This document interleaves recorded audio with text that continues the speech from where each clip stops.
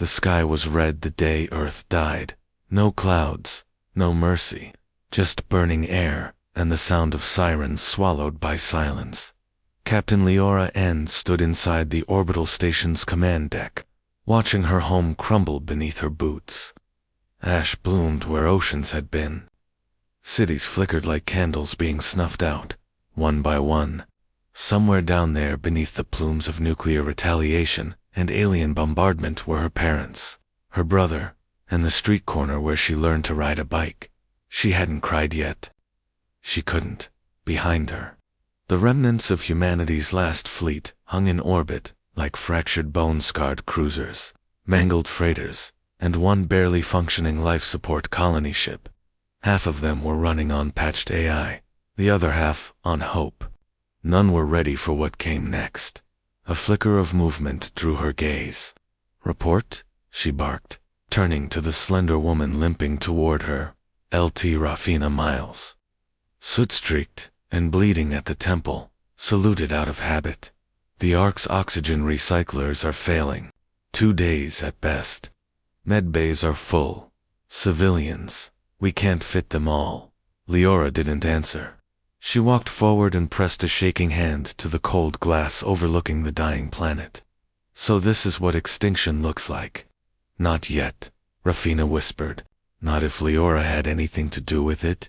30-6 hours later, what remained of Earth's High Command held council inside a decompression chamber hastily converted into a war room. The door groaned as Admiral Soren Vance hobbled inside, half his face melted from plasma exposure.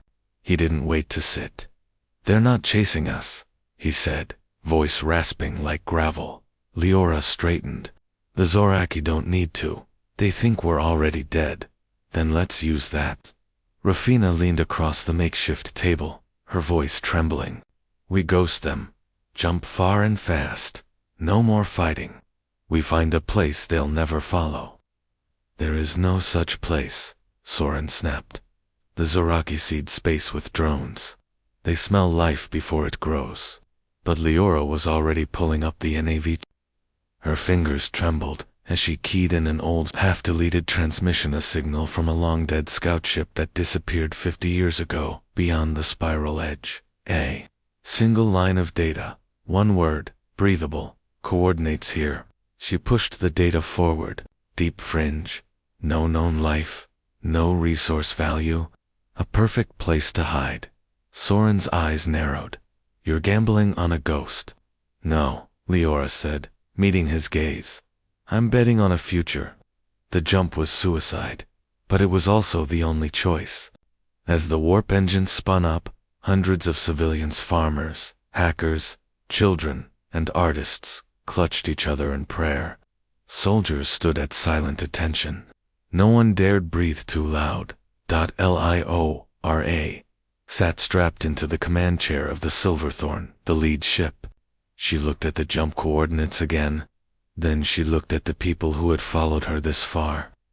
"We go forward," she whispered, "or we die backward." When the stars bent and screamed and twisted inside out, she closed her eyes and thought of blue skies. Not red dot, blue dot. They arrived in silence. No alarms, no gravity shakes, just stillness. "Systems holding," Rafina reported. "Radiation clean, atmosphere stable." And then, for the first time in what felt like centuries, Leora heard something she'd nearly forgotten.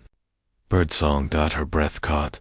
She stood slowly, stepped toward the viewport, and what she saw wasn't just a planet, it was a miracle. Green valleys, towering crystal forests, blue oceans stretching beyond the curve of the horizon, and skies clear, endless, unbroken skies, the color of peace. They called it haven. And for the first time, Earth was behind them. But peace, that would be harder to keep. The first breath nearly made Leora weep. No filters, no metallic aftertaste, just oxygen, clean, crisp, alive. The first landing teams touched soil within hours. The ground beneath Haven was soft with moss, fragrant with wild blooms, and pulsing with life unlike any database could explain. The AI scanners couldn't classify most of it. The grass whispered even when there was no wind.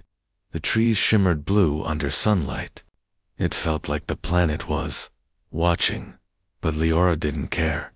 For now, they'd survived. The remaining 3,421 humans set up camp on the southern ridge above the glistening lakes, beneath a towering canopy of bioluminescent vines. Children laughed. Fires crackled. Hope, for the first time in years, crept in through the cracks of fear. But not everyone trusted peace. "I'm telling you, it's too perfect," murmured Dr. Kieran Balth, a xenobiologist who'd once mapped life forms beneath the methane seas of Europa. He stood at the edge of the camp, watching the valley with narrowed eyes. His scanner beeped erratically. No apex predators, no pathogens, no signs of warfare. "It's like this planet is untouched," he said. "Too untouched." "You think it's a trap?"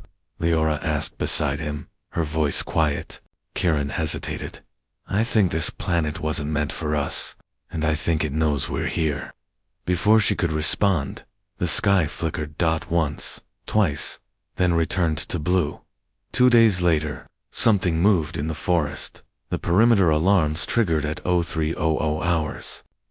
Soldiers snapped 2 arms, floodlights slicing into the jungle. But nothing came through. No footprints, no rustling, just the trees swaying like they were breathing. Leora stood at the front lines, rifle in hand, and whispered, "Maybe they're not trying to attack." That night, she didn't sleep, and neither did the trees. It was Rafina who first saw them. She'd wandered beyond the boundary at dawn, chasing a strange hum melodic, almost familiar. Her voice came trembling through the combs. "Leora, I see them." Leora raced through the foliage, breath tight in her lungs. And then she saw what had been hiding in plain sight. Figures tall, elegant, almost translucent stood among the glowing trunks. Their skin shimmered like water. Their eyes reflected galaxies. And yet, they didn't speak. They didn't move. They simply watched. One stepped forward and knelt before Rafina, and then, softly, placed its hand on her chest. No weapons, no words, just a gesture. They weren't Zoraki, not by a long stretch. Scans confirmed it. No DNA match, no weapons tech, and no known signatures. They were native, a species unlike any in the galactic records, ancient, possibly older than Earth itself. And they were intelligent. They communicate through memory, Kieran explained after hours of study. Emotion, touch, not language as we know it. "They showed me their world," Rafina whispered in the debrief, her eyes glassy. "What it was before we came. They were alone, always alone." Leora sat in silence. "And now they're not," she finally said. That night, the sky turned violet. Dozens of the natives, now called Ilario, peered at the edges of camp. No threats, no demands, just presence. One approached Leora directly. She didn't move, didn't flinch. It reached out, palm open, and touched her forehead. Suddenly, she was no longer in her body. She saw a world thriving without violence. She saw the Ilari mourning the stars.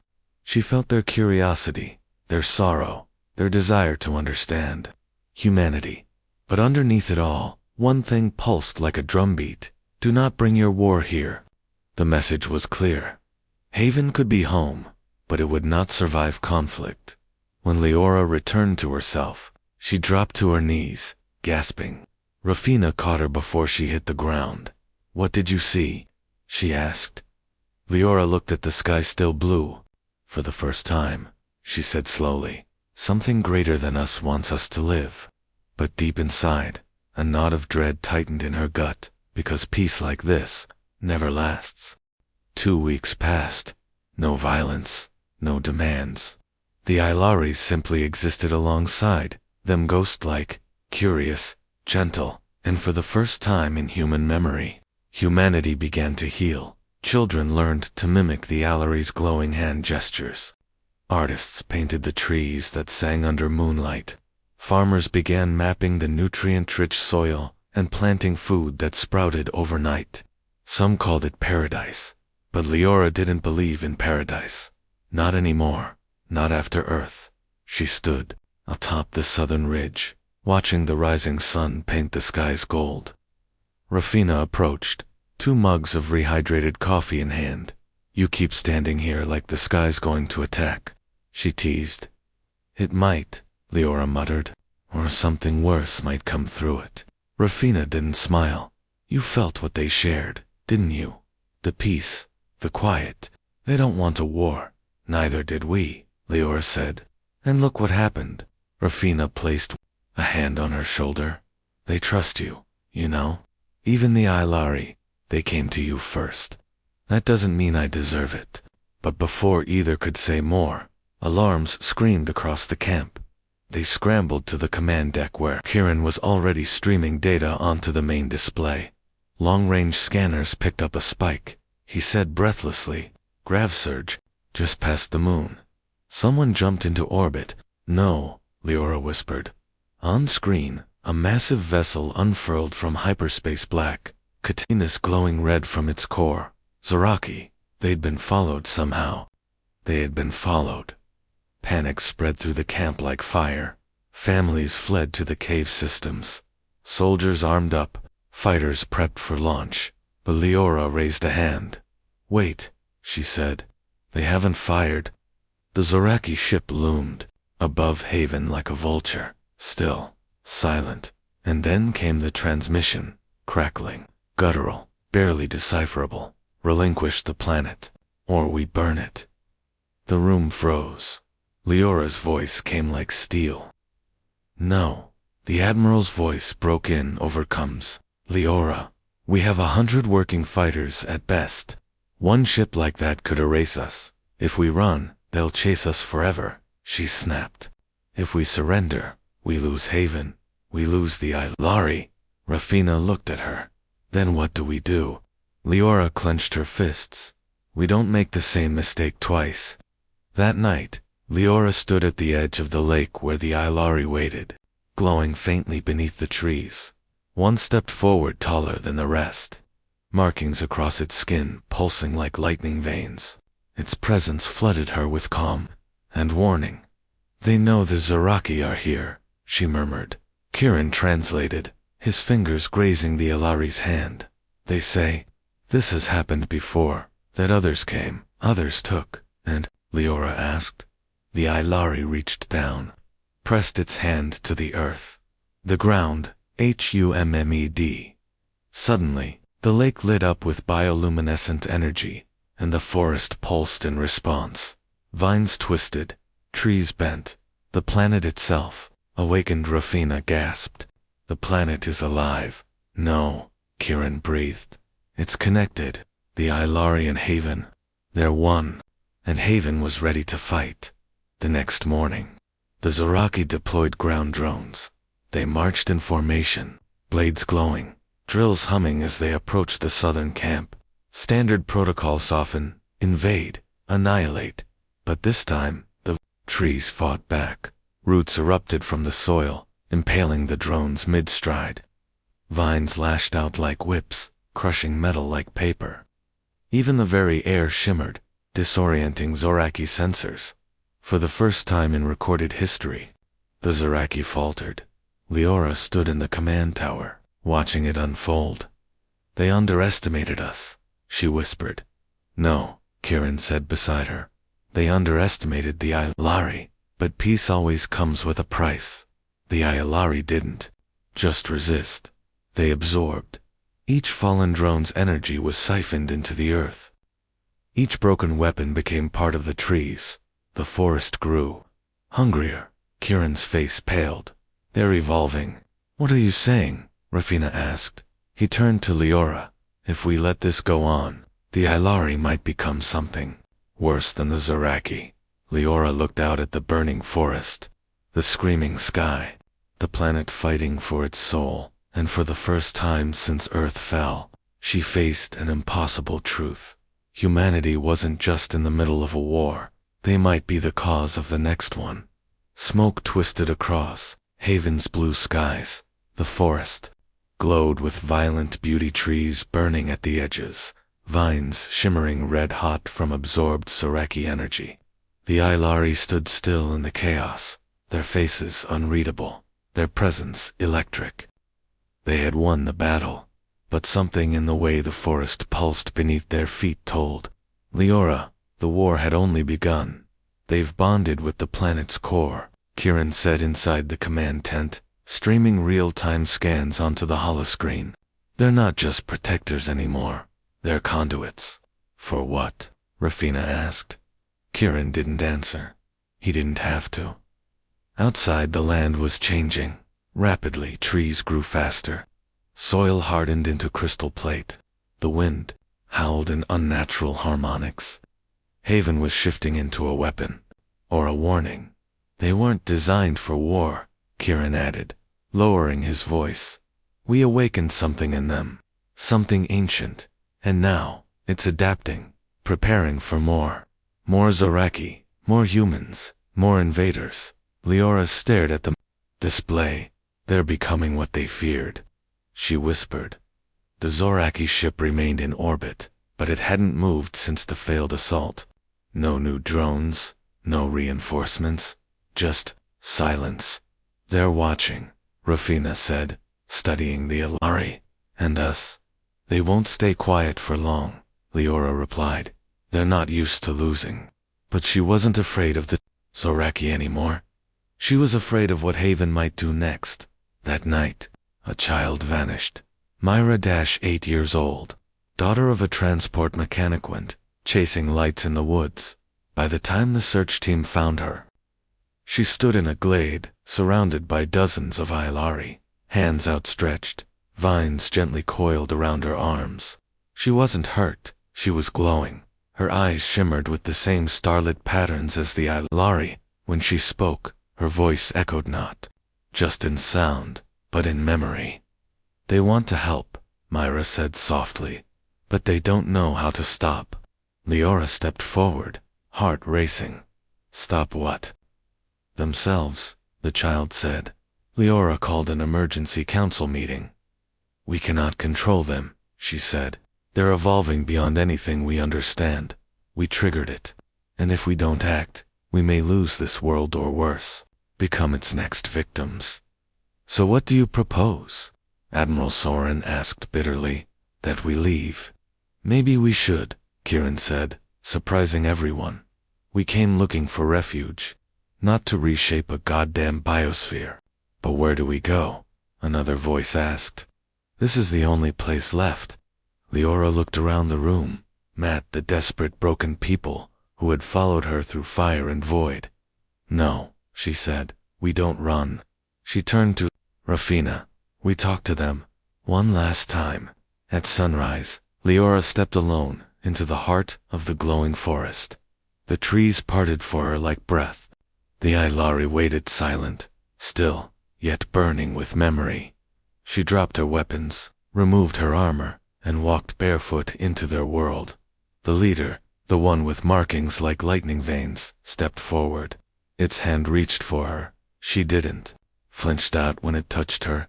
Everything disappeared. She saw Earth burning, the Zoraki earthless, the Ilari isolated for millennia, untouched, until humanity arrived. But deeper still, she saw the truth.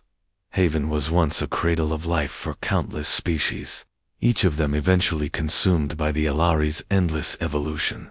Peace, they offered, but peace without balance became dominion, and now they stood on the brink of that cycle again. Leora fell to her knees, gasping as the memory ended. You don't want to become gods, she whispered. You want to belong. The Elar knelt with her, and for the first time, one of them spoke, a single word. Together, when she returned to camp, her skin shimmered faintly. Her voice was different. Not possessed, but changed. I know what we must do, she said. What? Kieran asked cautiously. Leora turned to the horizon, where the Ilari waited with glowing eyes.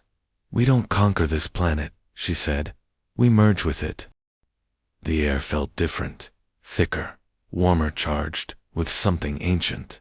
It wasn't just the planet that had changed. It was them. Since Leora's communion with the Ilari, subtle transformations began rippling through the survivors. Faster healing, sharper senses, a strange calm in the presence of the forest. It wasn't invasion, it was integration, and it wasn't optional. Kieran ran diagnostics for days, checking for cellular mutations, foreign bonding agents, even neural grafting. But it wasn't parasitic, it was reciprocal. The Ilari don't infect, he explained during a briefing. They adapt and invite you to do the same. So what are we becoming? Someone asked. Kieran hesitated. More than human. Less than Ilari. Something in between. The room fell silent. Admiral Soren slammed his fist on the table. We're soldiers, not saplings. I won't be part of this damn transformation. You already are, Rafina said quietly. Outside, his veins faintly glowed. Leora stood alone on the ridge that night, watching the stars blink quietly above Haven. The Zaraki ship still hovered in orbit, waiting, calculating. She could feel it now, the hum beneath the soil, the breath of the forest, the pulse of life connecting every tree, every stone, every soul. She wasn't just in Haven, she was part of it. Captain Kieran's voice came through her calm, strained. Something's happening. Zoraki charging plasma cannons. Her breath caught. How long? Less than an hour. The peace was over. There was no council. No vote. Leora simply walked into the forest, knelt before the Ilari, and placed her hand against the moss-covered earth. I understand now, she whispered. We can't run anymore. We can't fight alone. Let us stand. Together. The Ilari surrounded her, glowing like moonlight through fog. A wind surged across the valley, and the sky turned gold.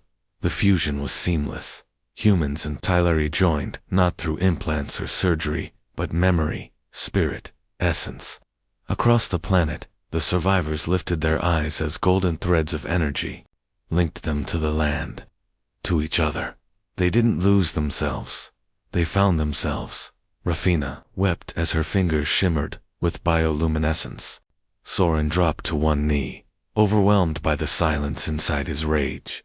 Kieran murmured, This is what evolution should feel like. And Leora stepped into something more. She became the bridge. Half Earth, half Haven, the Fireda. Superheated plasma bolt cut through orbit like a scythe, aimed at the valley below. And Haven responded. The trees twisted skyward. Crystalline vines arced into the atmosphere. The forest sang a song of protection. The bolt struck the sky and shattered. A golden dome pulsed outward, not just blocking the attack, but absorbing it. Then, with a sound like thunder made of music, Haven pulsed upward. The Zaraki ship didn't explode. It vanished, swallowed by light. No wreckage. No remains. Gone. Weeks passed. No more warships came. No more conflict. Humanity built, not cities, but groves, architecture woven into the living world. Homes that sang when touched. Structures that healed themselves and remembered stories. Children spoke in light. Elders listened to trees. They didn't just survive. They finally lived. Leora walked through the valley, where it had all begun. Now a garden blooming, with species never catalogued, under skies no longer red, but endless and blue. Rafina approached, glowing softly, her eyes kind. We still don't know what to call ourselves. Leora smiled. Maybe we don't need to. Do you think Earth would have become this? Rafina asked. Leora looked up, eyes tracing the golden mist that lingered above the horizon. No. Earth was always fighting to hold on. Haven taught us how to let go. One evening, a new ship entered orbit. Not Zaraki, not hostile, just lost. Refugees, taught humans, ragged, scarred, wandering through the void in search of something they never truly believed existed. Liora welcomed them with open arms. You're home, she said. And here home means peace. But peace isn't given, it's grown. The newcomers stepped out onto Haven's soil, and the sky brilliant and alive greeted them, because in the end, they didn't conquer a world, they became part of it, and beneath those endless blue skies, humanity finally found what it had been chasing across the stars: belonging,